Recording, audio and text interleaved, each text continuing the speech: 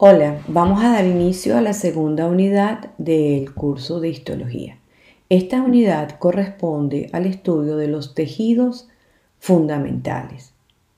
Vamos a evaluar las características del tejido epitelial, los tejidos conjuntivos, el tejido muscular y el tejido nervioso. Durante la primera unidad revisamos las características de la microscopía, la técnica histológica para preparar tejidos y poder ser observados en el microscopio. Y finalmente estudiamos extensamente la célula, viendo sus características a la microscopía de luz, microscopía electrónica, organización molecular, funciones y algunas patologías asociadas a las organelas. Nombramos a la célula como la unidad estructural y funcional de nuestro organismo. Ahora vamos a ver cómo la célula constituye los tejidos. Definiremos tejido como el conjunto de células con su sustancia intercelular que tienen o llevan a cabo una o más funciones específicas o un grupo de células con origen, estructura y función común. Células a sustancia intercelular corresponde lo que en histología conocemos como tejidos.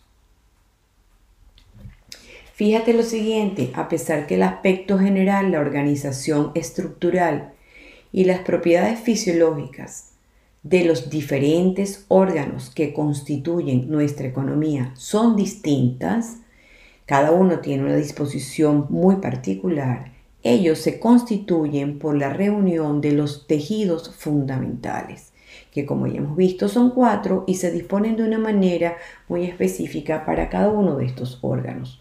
Así podemos decir que los tejidos fundamentales se reúnen de una forma particular para constituir cada uno de los órganos de nuestra economía. Y los órganos con funciones iguales los reunimos en aparatos y sistemas, permitiendo esto así un mejor estudio de los mismos.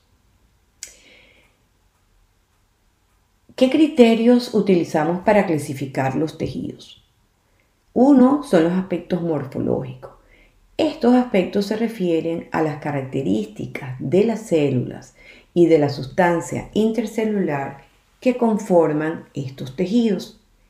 Los segundos son aspectos relacionados con la función y los reunimos de acuerdo a si cumplen función de protección, absorción, capacidad para contraerse, conducción o elaborar un producto para la secreción. Así tenemos los tejidos epitelial, conjuntivo, muscular y nervioso. Vamos a ver algunas características generales de cada uno. El tejido epitelial es reconocido como un tejido que es rico en células con escasa sustancia intercelular. Lo podemos encontrar disponiéndose, revistiendo o tapizando superficies, y aquí recibe el nombre de epitelio de revestimiento, o lo podemos encontrar constituyendo glándulas, desarrollando al máximo la capacidad de la secreción, y aquí recibe el nombre de epitelio glandular. El segundo tejido fundamental corresponde a un grupo de tejidos reunidos con el nombre de tejidos conjuntivos o de sustancia conjuntiva. A diferencia del tejido epitelial, se caracterizan porque sus células están separadas por abundante sustancia intercelular y está muy relacionado estructural y funcionalmente con los otros tejidos básicos. La diferencia se basa en cuáles son las características de la sustancia o matriz extracelular. Y así tenemos que estos tejidos son el tejido conjuntivo embrionario, el tejido conjuntivo común propiamente dicho o del adulto y los tejidos conjuntivos especializados. Entre ellos tenemos el tejido óseo, el tejido cartilaginoso, el tejido sanguíneo, adiposo, hematopoyético. El tercer tejido corresponde al tejido muscular, el cual está constituido por células que han desarrollado al máximo la capacidad de contracción.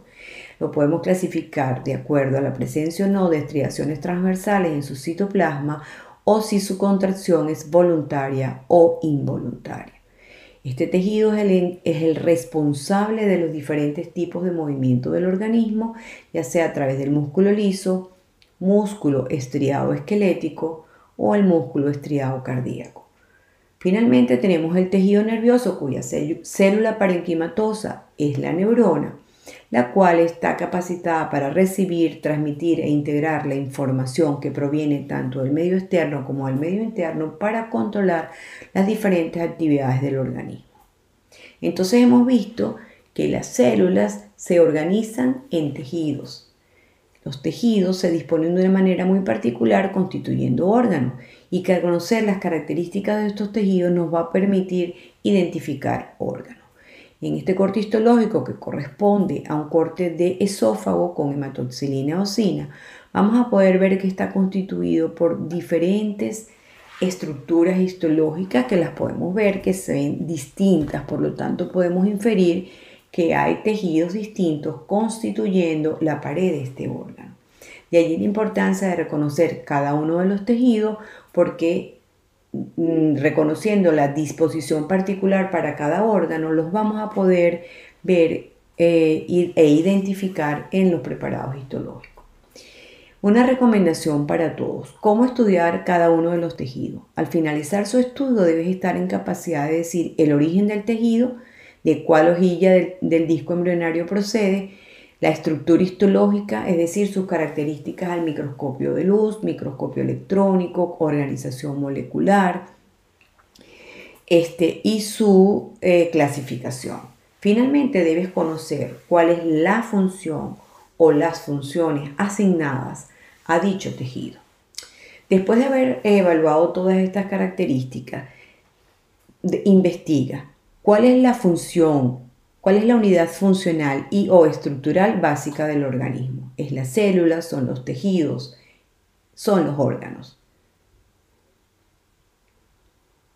Bueno, una vez terminado esto, te recomendamos primero leer el material que encontrarás en nuestro espacio web de conceptos generales del tejido epitelial y el capítulo número 5 del libro de histología.